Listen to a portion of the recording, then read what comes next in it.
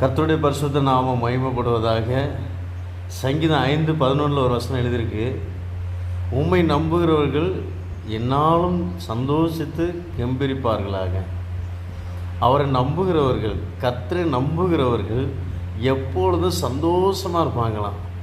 ஒவ்வொரு நாளும் சந்தோஷமாக இருப்பாங்களாம். அவங்களுடைய சந்தோஷத்துக்கு ஒருபோதும் குறைவே இல்லையா. ஒருபோதும் யாரும் தடையும் பண்ண முடியாதான்.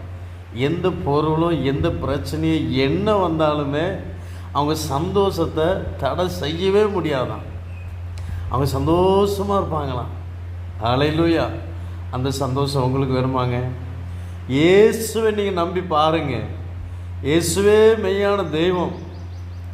அவரே எனக்காக மரித்தார், அவரே எனக்காக உயிர்த்தார். அந்த உயிர்த்த இயேசு இன்றும் ஜீவனுள்ளவராக இருக்கிறார். என் இயேசுவுக்கு நன்றி, என் இயேசுவுக்கு நன்றி.